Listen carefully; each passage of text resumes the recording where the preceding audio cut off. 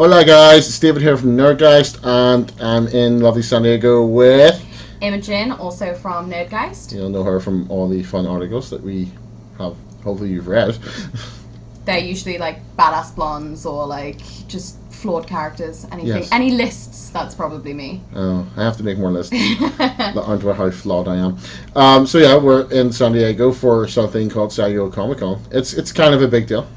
Just a little. Just a little. Some people go, there's 30, 40,000 people. Yeah. How many people do you go to? I'm pretty sure it's like, isn't it like 150,000? Jesus Christ. I feel like it maybe less, but I mean, obviously some people don't have tickets, and they just go to off-sites, so, Which is you know. part of what we're talking about. Yeah. See, segue. Yeah, that'll be our next podcast. Yes. Part B.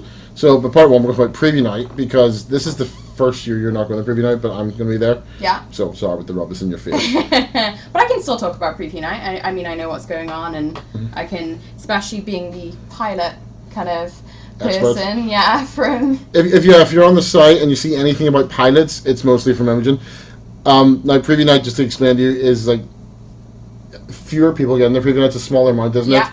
it? It's the Wednesday night, and you have two options. Either you shop like crazy, because you can get all the best stuff, Yeah. or you go and watch the pilots.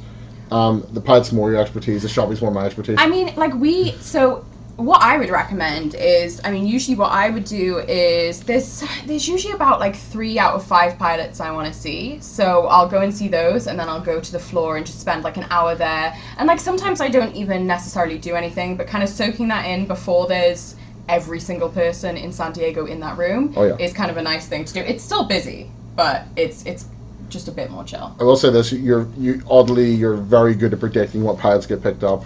Cult is the best example from 2012.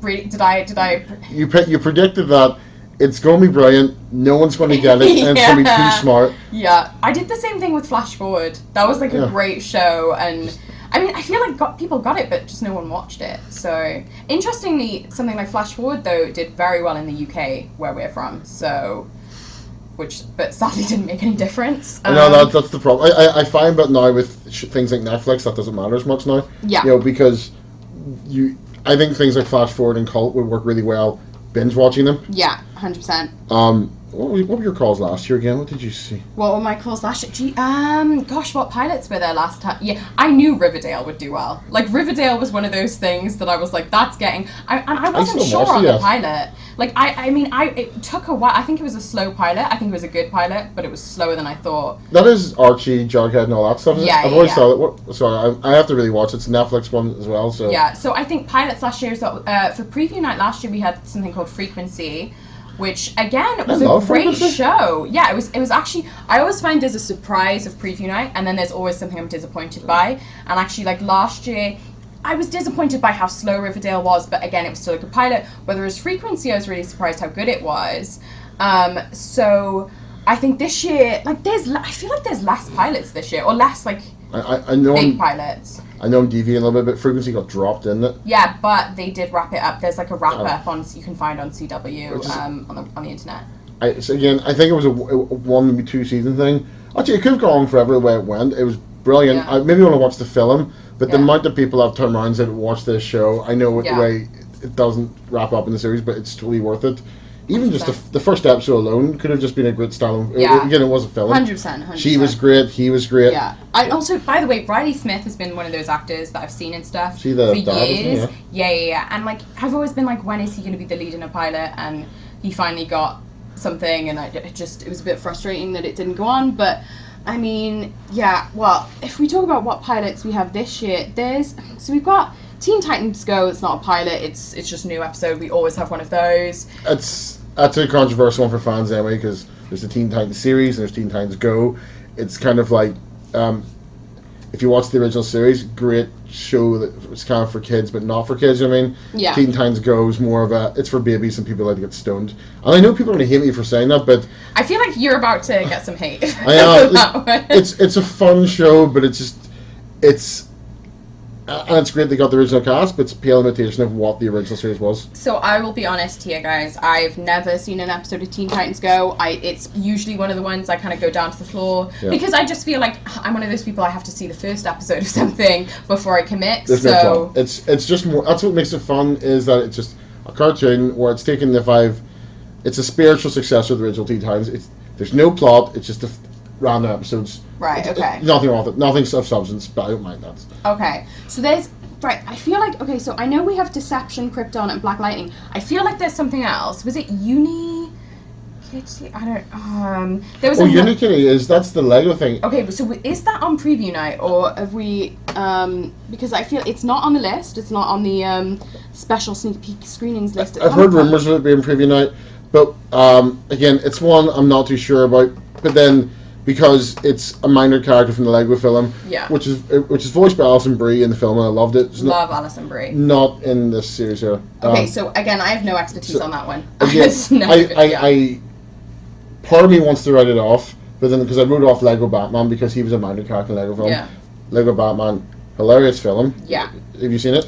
I haven't. I actually only just saw the original Lego movie. Great, isn't it? So it's amazing, and I don't know why I didn't see it. Best quote from Lego Batman is he meets Robin for the first time, whose name is Richard, and he's too busy focused on a woman, and the kid's like, "Oh, I'm Richard," but all the kids at the orphanage call me Dick, and his response, "Oh, well, kids can be so cruel," and walks off. You're like, "Holy shit!" Best, again, me, Jenny, and Ronnie also works on site. Went to see this in the cinema, full of kids.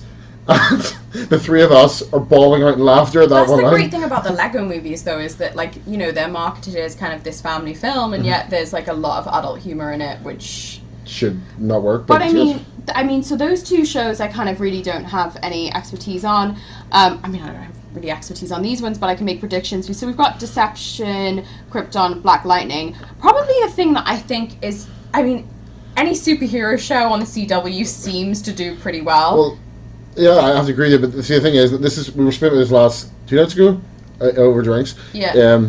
In Shout House, which is awesome. Yeah, shout out to Shout House. Krypton, see, I did an arc on this, and I... Oh, I was talking about Black Lightning, by the way, that was my... We'll get the Black Lightning next, because it's one I can talk more about. Krypton, we don't know much about. Yeah. I worried with it that Black Lightning is the right way to go with shows right now, so we'll get to that in a minute. But Krypton makes you wonder, have we hit saturation point? It's about Superman's grandfather. But, do you know the basic premises? No, explain to me. This is why this could work very well, if done correctly, because it's a unique story. It's set on Krypton, spoiler, and what it is that their family was a very high-up family, and then something happened, and they were sort of put down to a lower level, and he's playing political power games, the grandfather, to pull the family up. So it could be very House of Cards, or it could be very Game of Thrones. Yeah, okay, I like the sound of that. Like, I'm into my political shows, that's... The guy, Ian McHenry, who's a Belfast actor, Barristan Selmy from Game of Thrones. Right, cool. Great, lovely guy, by the way. We've met him before. Like, by met him, I mean, I was standing in an elevator beside him. I was like, oh my God. So not, like, close friends, then. He's a very serious actor, but he's in it, so I'm quite pro that. It could work. I don't know much else about it. Yeah, it's not a show I know much about. I mean, it's no a superhero show, about. And I feel like, you know, it's interesting you mentioned about that saturation point, and I think we are slowly getting there. Like, I feel like we've reached that point with cop shows recently. I mean, like, if anyone's read any of my pilot reviews, you will see that as soon as a cop show comes, I'm like groaning, because I'm like, God, another one. And I think you have to, for it to be a cop show and to survive, you have to do something really special. You either have to have this, like, kind of, you know, niche thing and be so different, or you have to be so damn good, and, like, you have to have people recognize that you're so damn good. But I think superheroes are going to go the same way soon. If you think about it, like, about a decade back, I think we were oversaturated with medical shows, and, like, but some still stay. Yeah, some still stay, but, like, we've seen a lot of medical shows fail. And I think it's only now we're starting to get some succeed. I think medical shows are probably going to have a resurgence in the next 5 years.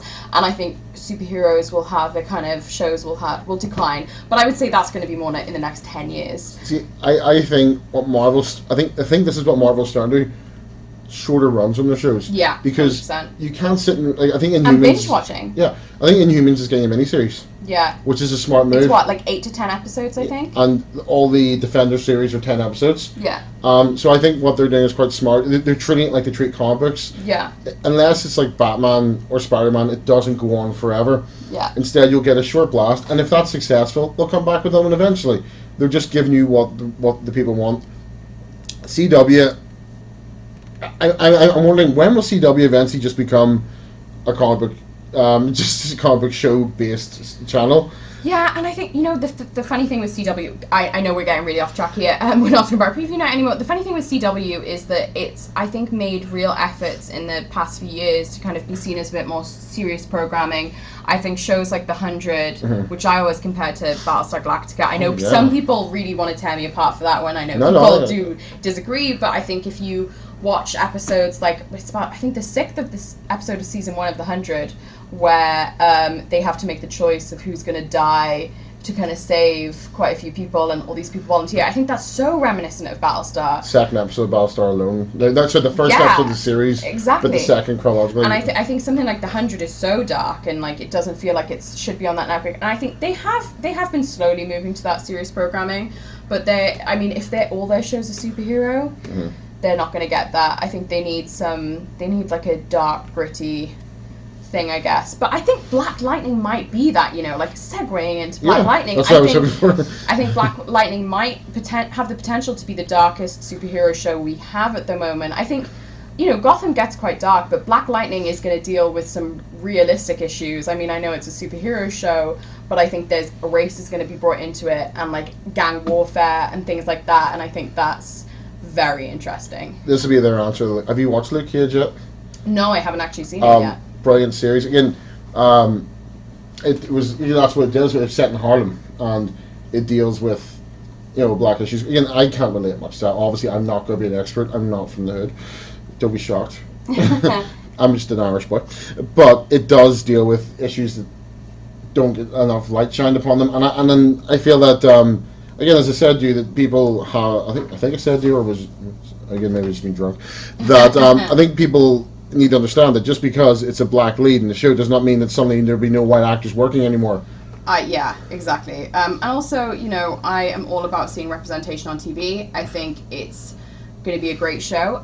Cress Williams, who is the lead, who was in Heart of Dixie, so he's kind of changing it up. But that guy was great in Heart of Dixie. I always kind of wanted to see him do other stuff. I think he's going to be great in that suit. I mean, if anyone, I did the promo review of it from Upfronts. I thought the promo was strong. Probably my favorite CW promo. Black female writer as well, isn't it? And I think she's Muslim as well, which is, it gives a different take on it. I actually don't know anything about the writing staff on this, but so yeah, I couldn't comment on that one. But it just brings a whole different perspective, which is great. Yeah. And I think she's going to take most of the charge in it, from what I heard, which is good, because I don't like it when a series becomes 30 or 40 writers working on it. That leads to a mess of a show. Yeah, like you definitely need a showrunner, for sure. Now, they haven't confirmed that will be part of Arrowverse or anything like that. I hope it will. I heard that it wasn't going to be. It does seem like a very different show from all of those shows, which I kind of like. Yeah. I kind of hate that with a lot of these superhero shows, especially Arrow, Flash, you have to see like all of them to kind of really, really fully appreciate one. See, the good news is, and this is good and bad, it could be a part of it and not a part of it. Like Supergirl is set in a different universe and is super upbeat, which is great to watch. It's nice, and Melissa Benoist is brilliant in it. She's perfect for the role. I've loved her since Glee. Even though that was sort of the downfall of Glee, but she was still great. Those last seasons, But it's Supergirl set in a different universe than Flash now, but they can cross over. There's nothing to say that Black Lightning can't do the same thing. Yeah, I mean, I'm excited for it. I think it's going to be. I'm just trying to look up the cast list actually right now. It's a really well. What I know is that they're using more not obscure, but just lesser known DC villains. A hardcore fan like myself would know them. Yes. And there's more realistic villains. Yeah. Because I kind of like that you can still have a superhero go up against a real threat, a human threat. Yeah. Because even if you have all these powers, a bullet will still kill you. Yeah. So that's quite good.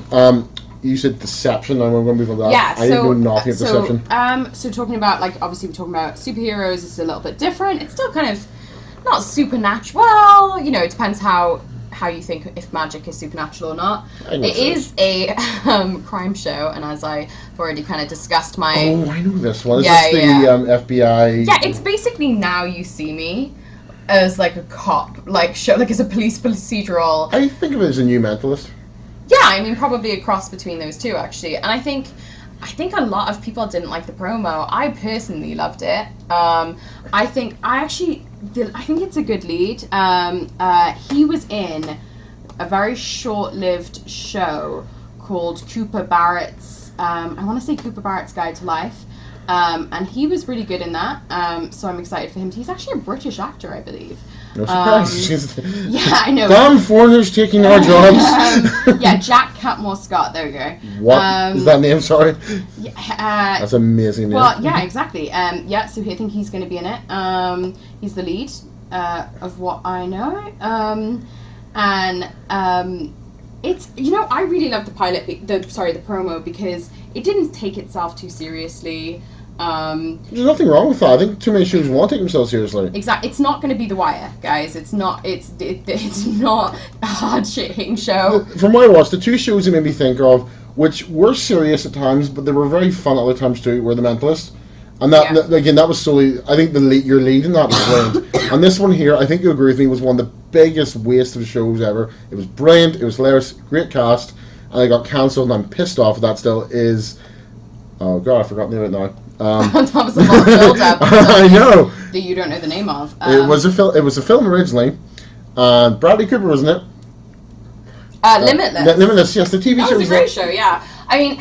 He was great. I loved him because that is probably how I'd behave on the drug. I would not be driven like, I'm going to make clay figures. Yeah. But even Limitless, actually, I think, got a little dark at times. Which, I mean, I like dark, but... it could be upbeat at the same time, which is like real life. It's not always depressing. Yeah. So Deception, it actually benefits from a great cast. It's also got Vinnie Jones in it, who doesn't like Vinnie Jones? It's got Amaury Nolasco, I'm sorry if I'm mispronouncing that, from Prison Break. Sucre from Prison Break. Yes. Again, so like that, I mean, he's in, and it's got Lenora Critchlow from Being Human, the UK version.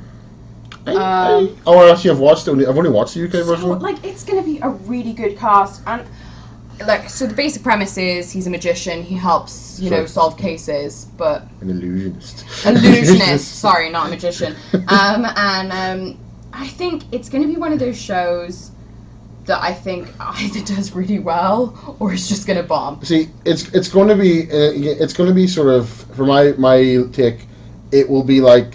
Its pilot is going to be like Castle's pilot, which is probably one of the bigger ones, where he's brought in as a one-off expert on this sort of situation. Yeah, 100%. And then he's always there. Because, like, it's the crime scene, the crime like show formula now. That one-off consultant that stays, but I mean, actually, I say that it's going to be a hit or a bomb. It actually might actually go in the same direction as maybe Forever, where it has this really like loyal fan. Following Forever was Ewan Griffith. Oh, he can't die. He comes back from water. Yeah, and that was a beautiful show. That was a great show, and it had a small but loyal fan following, I think people still are trying to bring that show back, which speaks to how many fans it touched, and so yeah, maybe it might go that way. I don't know. I think it's kind of hard to judge something without seeing the pilot, and even then, the pilot means nothing because. I remember I saw the pilot of Minority Report 2 years ago, which was a bit of a mess.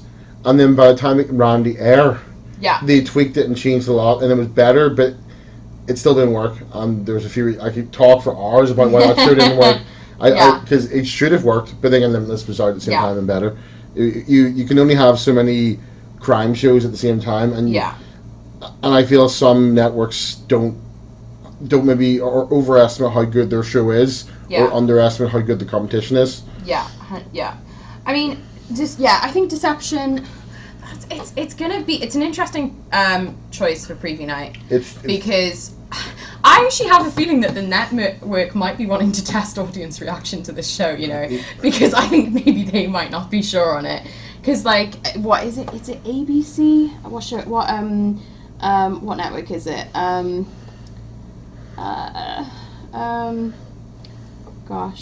it's ABC. ABC has a lot of quite strong shows this year, and I think maybe this might be the one they're unsure on, and they just want to test it because you're going to gauge a lot from a Comic-Con audience as well. And I think you always have time to, like, for example, if you remember, Lucifer had a different role of Detective Douche back, and I watched this pilot. I think it might have been at Comic-Con, and it might have been a preview night show. I'm not 100% sure on that, but they had a different role. They recast that. Maybe that might have been some Comic-Con reaction. I'm not sure. I think like the recasting worked well because as much as we've argued about this, I like him I do like him in the show. Especially season 2 onwards, whenever you find out of his little secret hobbies. I'm a big advocate for Detective Douche. Anyone who watches Lucifer, I know we're meant to be rooting for Lucifer and Chloe. I'm rooting for Detective Douche, quite honestly. I love Lucifer, I just not about him with her. I'm rooting for me and Amy Garcia.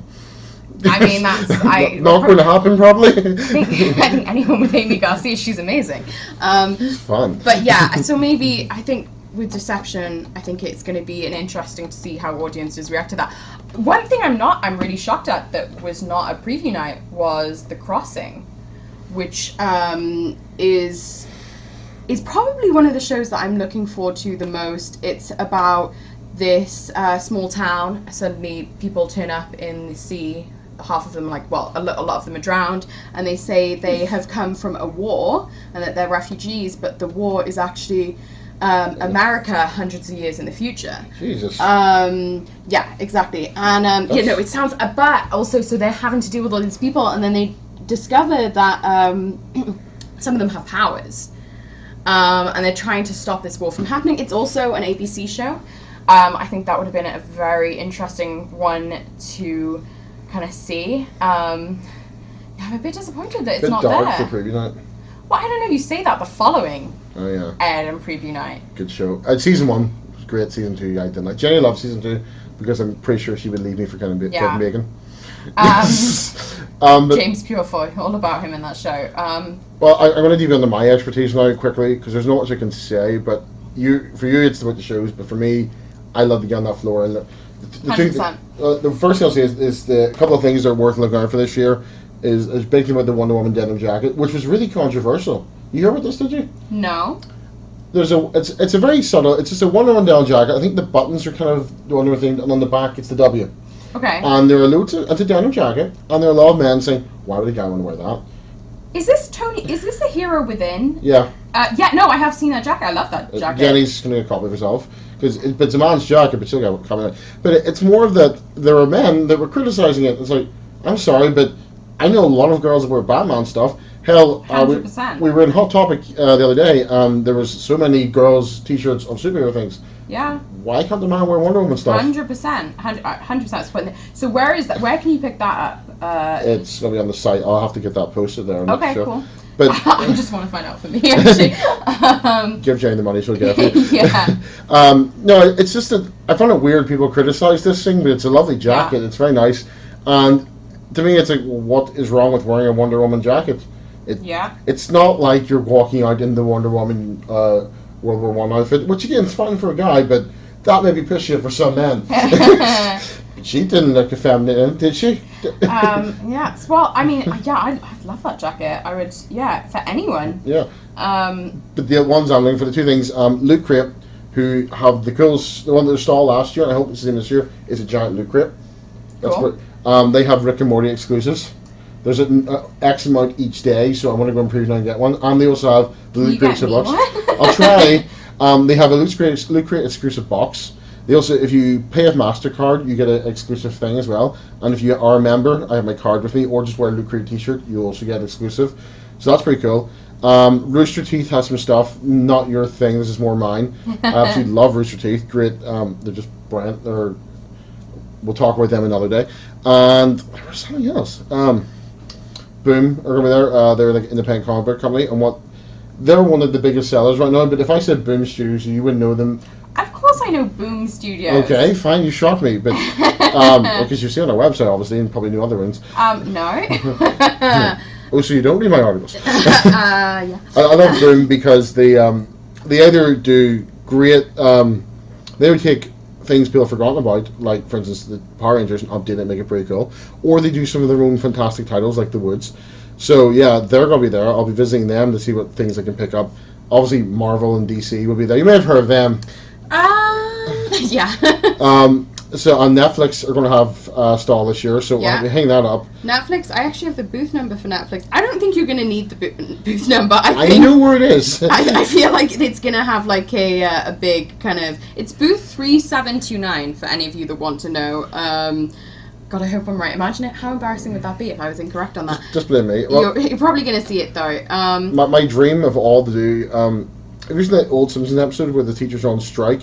And Bart runs into the bank and starts going, "What do you mean they're out of money?" I want to go to the Hasbro stall. I'm like, "What do you mean they're out of Transformers?" It's like, "Only enough left for the next 3 customers."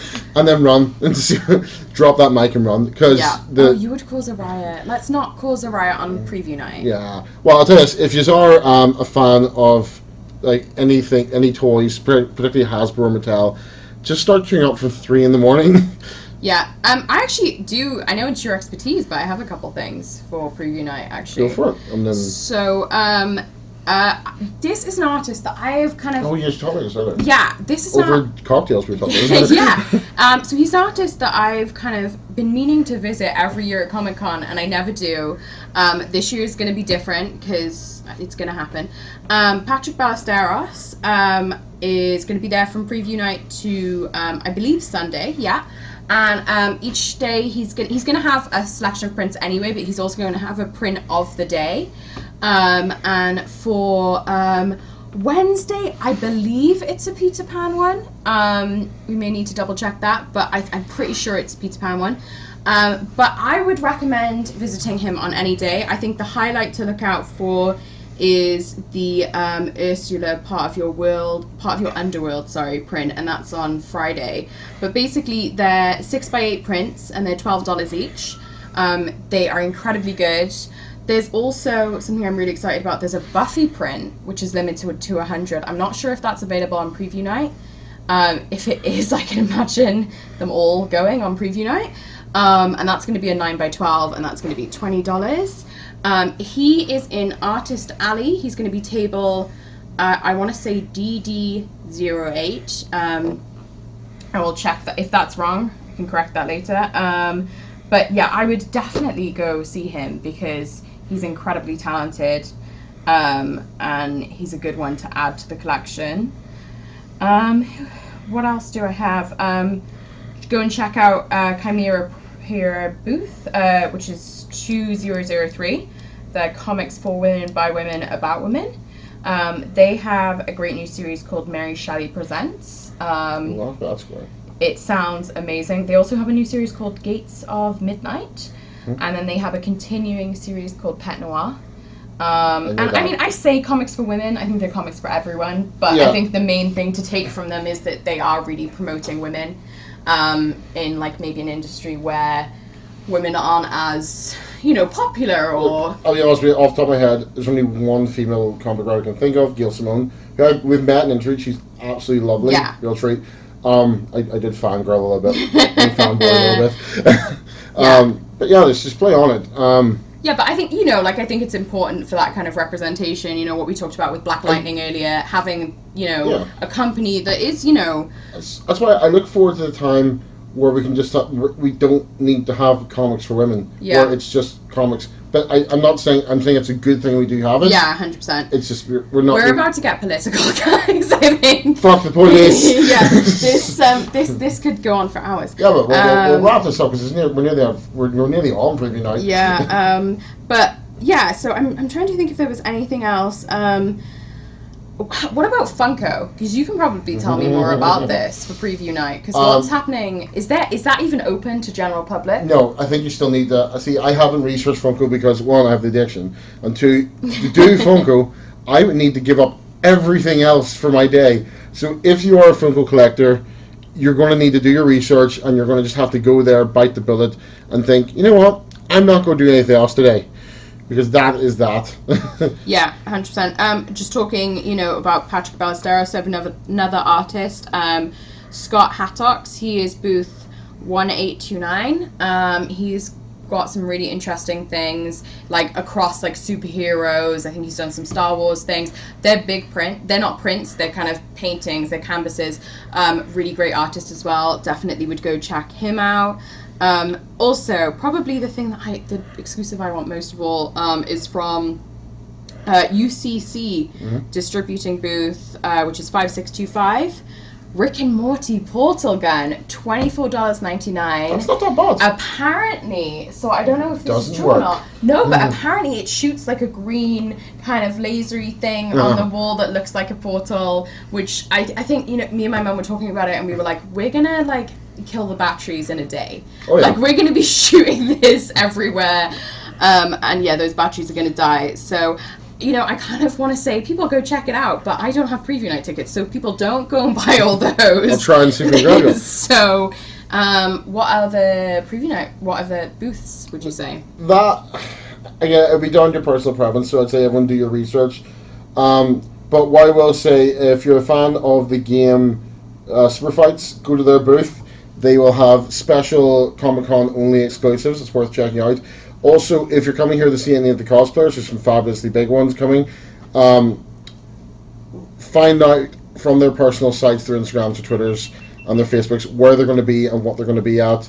Because there's one of my favorites was here last year. I missed a chance to meet her, and then oddly enough, I turned around to stand beside me, and I handled that like a pro by not saying anything. Well, I think there's. Also, my advice for preview night as well is if you can, I know a lot of like booths like say like ABC have like kind of experiences that you can go and visit that night. Do them that night because you're going to have half the amount of people that you will do on say any other given day. And I think... I missed the chance for American Gods last year like an idiot. Yeah. Vikings always do. I don't know what they're doing this year, but they always do... Well, I know they're off-sites, but I don't know what they're doing in booth this year. I think you might get to be able to dress up or things like that. Who doesn't want to dress up as a Viking as well? Well, people from the UK. And so I think, Vikings. Any experience you want to get done, do it on preview night. Yeah. Because if Pilot's not your thing, I'd say before you do anything, go online, look up all your favorites, and then make a list priority-wise what you want to do, and then prepare to make some sacrifices. Yeah, 100%. And if we're talking about preview night here as well, just solely preview night, is there anything off-site for preview night that people can check out? Mr. Robot has our back we were last year. Are they open on preview night? I don't know yet. Because this is the thing as well. A lot of off-sites will not open until the Thursday. But there's I know one thing this year is open on the Wednesday, and I was really shocked by that. I know, there's a screening on the Wednesday night, though, isn't there? There's an Annabelle screening, I want to say.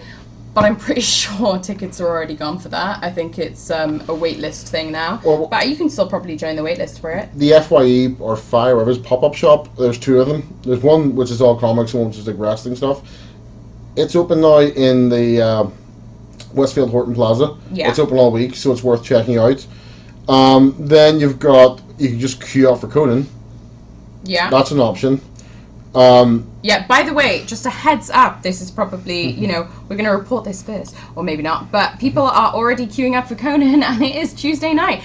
So I saw people queuing at about 7 o'clock in the evening, Tuesday night. They've been queuing since this morning. They've been queuing since this morning. So if you're going to try and get in for the Wednesday show, on a standby, you have probably already missed out.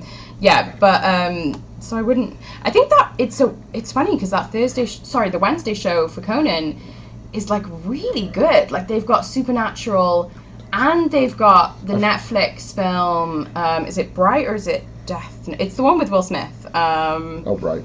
Bright. Okay, and Joel Edgerton as well, who's also great. I've heard they're somewhat popular. Those guys. Yeah, somewhat. Yeah. Especially Supernatural. Girls kind of think they're okay. I think guys think they're okay as well.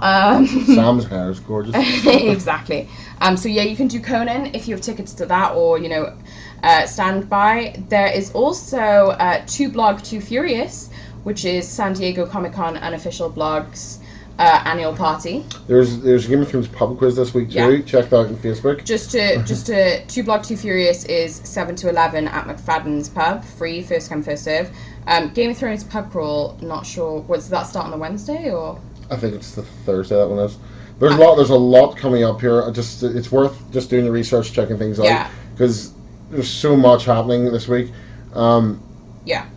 God, I can't think. I'm just going through so much we have to do. There's also a Game of Bloggers Media Insiders networking event, if that's your thing. That's 9 to midnight.